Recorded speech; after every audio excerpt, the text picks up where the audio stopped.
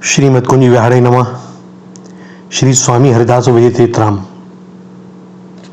भगवान नाम की बड़ी महिमा कही गई है।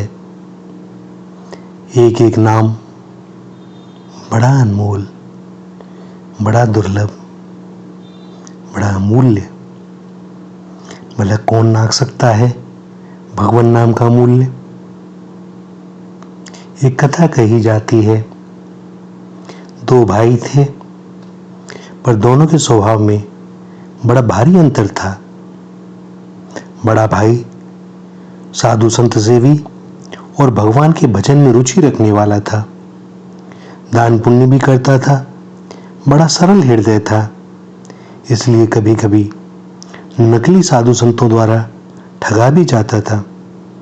छोटा भाई अच्छे स्वभाव का था, परंतु उसकी बुद्धि व्यापारिक बुद्धि थी।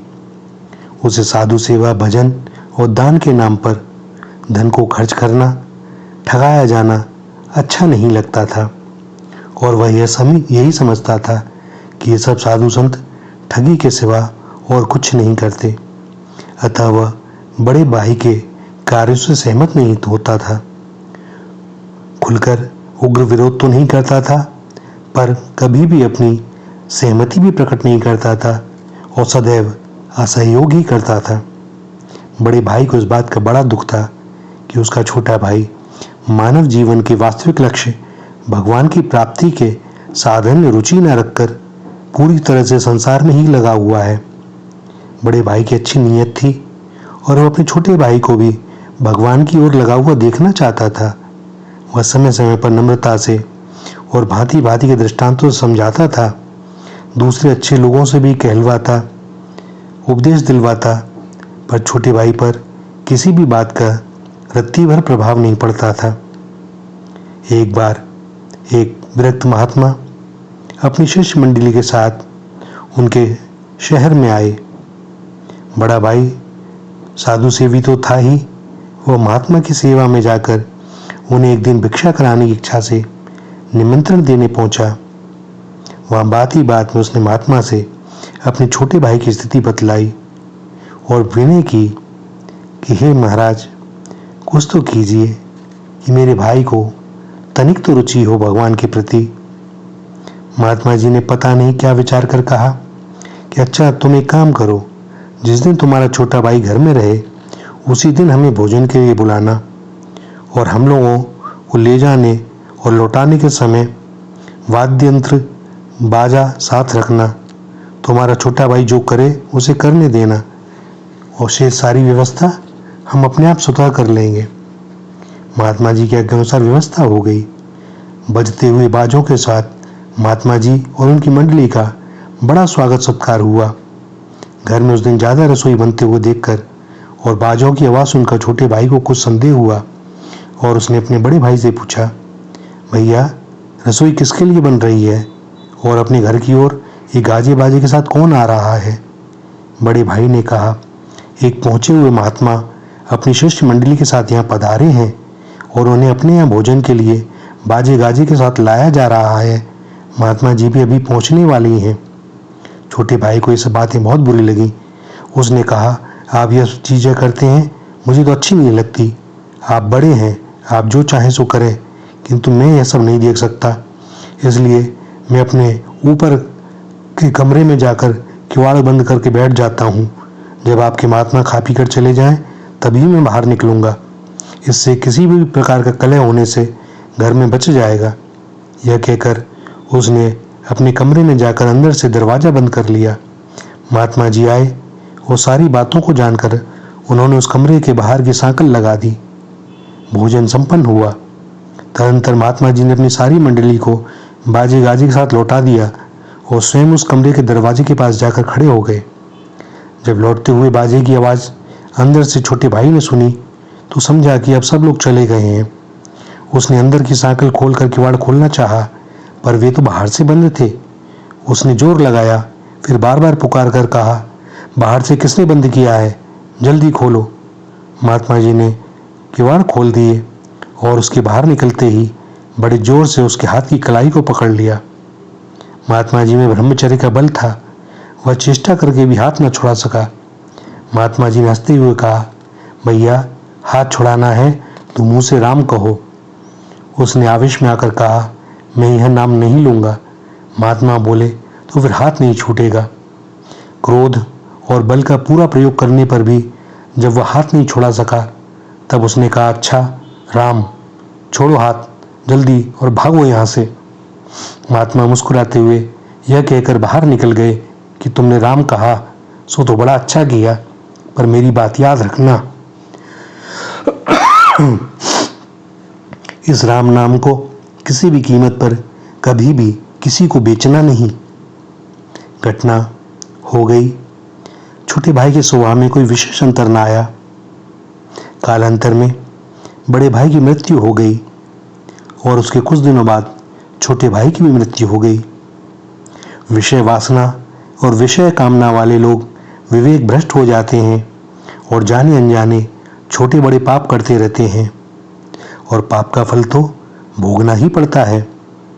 मृत्यु के बाद छोटे भाई की आत्मा को यमलोक में ले जाया गया और वहां कर्म का किताब देखकर बताया गया कि विषय वासनावश इस जीव ने मनुष्य योनि में केवल साधु अवज्ञा और भजन का विरोध ही नहीं किया है, वरन बड़े बड़े पाप किए हैं।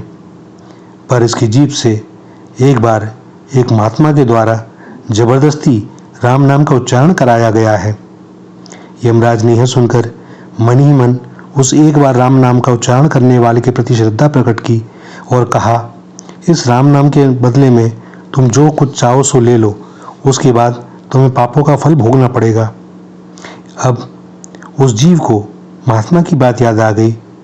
उसने यमराज से कहा, मैं राम नाम को बेचना नहीं चाहता, पर इसका जो कुछ भी मूल्य होता हो वह आप मुझको दिलवा दें। राम नाम का मूल्य आंकने में धर्मराज असमर्थ थे, अतएव उन्होंने कहा कि देवराज इंद्र के पास चलकर उनसे पूछते हैं कि राम नाम का मूल्य क्या होता है। उस जीव ने कहा, मैं यूं नहीं जाऊंगा, मेरे लिए एक पालकी मंगाई जाए और उसमें कहारों के साथ आप भी लगें। उसने यह सोचा कि जब राम नाम का मूल्य ये नहीं बता सकते, तब अवश्य वो बहुत बड़ी चीज है और इसकी परीक्षा इसी से हो जाएगी कि ये पालकी ढोने वाले कहार बनते हैं या नहीं। उसकी बात सुनकर यमराज सकुचाए तो सही, पर सारे पापों का तुरंत नाश कर देने वाले और मन बुद्धि से अतीत फलदाता भगवान नाम को लेने वाले की पालकी उठाना अपने लिए सौभाग्य समझकर वे पालकी में लग गए। पालकी स्वर्ग जा पहुंची। देवराज इंद्र ने धर्मराज का स्वागत किया और उनसे सारी बात जानकर कहा, मैं भी राम नाम का मूल्य नहीं जानता, अतः आपके साथ मैं भी ब्रह्मा जी के पास चलता हूं। अब उस जीव ने निवेदन किया कि यमराज के साथ आप भी पालकी में लगेंगे तो मैं चलूंगा, अन्यथा नहीं। इंद्र ने भी उनकी बात मान ली और यमराज जी के साथ वे भी पालकी में जुट गए। ब्रह्मलोक पहुंचे और ब्रह्मा ने भी राम नाम का मूल्य आंकने में अपने को असमर्थ पाया और उस जीव के कहने से उनको भी पालकी में लगना पड़ा। अब गए कैलाश। भगवान आशुतोष के पास पालकी लेकर पहुंचे। भगवान शंकर ने ब्रह्मा, इंद्र और यमराज को पालकी उठाए आया देखकर बड़ा आश्चर्य प्रकट किया। पूछने पर सारी बातें उन्हें बताई गई। शंकर जी बोले, भैया मैं तो रात दिन राम नाम जपता हूँ, उसका मूल्य आंकने की मेरे मन में कभी कल्पना ही नहीं आती, तो मैं भी कैसे बताऊं। अब तो एक ही उपाय है कि वैकुंठ चलें और ऐसे महाभाग्यवान जीव की पालकी में मैं भी लग जाता हूँ। वैकुंठ में भगवान नारायण ही सब कुछ बता सकेंगे। अब पालकी में एक और यमराज और देवराज लगे और दूसरी ओर ब्रह्मा और शंकर कहार बनकर लग गए। पालकी वैकुंठ जा पहुंची। चारों महान देवताओं को पालकी उठाए आते देखकर भगवान विष्णु हंस पड़े और पालकी वहां की दिव्य भूमि पर रख दी गई। भगवान ने आदरपूर्वक सबको बैठाया। भगवान विष्णु ने कहा, आप लोग पालकी में बैठे हुए इस महाभाग जीवात्मा को उठाकर मेरी गोद में बैठा दीजिए। देवताओं ने वैसा ही किया। तदंतर भगवान विष्णु के पूछने पर भगवान शंकर ने कहा, इसने एक बार परिस्थिति से बाध्य होकर राम नाम लिया था। राम नाम का मूल्य इसने जानना चाहा, पर हम लोगों में से कोई भी राम नाम का मूल्य बताने में अपने को समर्थ नहीं पाया। इसलिए हम लोग इस जीव की इच्छानुसार पालकी में लगकर आपकी सेवा में उपस्थित हुए हैं। अब आप ही बताइए कि राम नाम का मूल्य क्या होना चाहिए। भगवान विष्णु ने मुस्कुराते हुए कहा, आप शरीर के महान देव इसकी पालकी ढोकर यहाँ तक लाए और आप लोगों ने इसे मेरी गोद में बैठाया। अब यह मेरी गोद का नित्य अधिकारी हो गया। राम नाम का पूरा मूल्य तो नहीं बताया जा सकता, पर आप इसी से मूल्य का कुछ अनुमान लगा लीजिए। आप लोग अब लौट जाइए। भगवान विष्णु के द्वारा लिए हुए एक बार राम नाम का इस प्रकार महान मूल्यावास पाकर शंकरादि देवता वापस लौट गए। यह कथा कहाँ लिखी है, किस ग्रंथ में, किस शास्त्र में, संभव नहीं बताना, जानकारी में भी नहीं, हो सकता है कल्पित ही हो। किंतु यह जो भगवान नाम की महिमा है ना, यह वास्तव में सत्य है। भगवान नाम की महिमा ऐसी ही है। जीव इतने पाप करने में समर्थ नहीं है जितनी एक भगवान नाम उसे जलाने में समर्थ है। कहते हैं ना, राम ना सकहीं राम गुण गाई, राम से बड़ा राम का नाम। राम का नाम लिख देने से पत्थर तर जाते हैं और राम जी अपने हाथों से यदि किसी पत्थर को स्पर्श करके उसे जल में छोड़ दें तो वह डूब जाता है। सत्य है भैया, सब भगवान नाम लें, कल्याण होगा।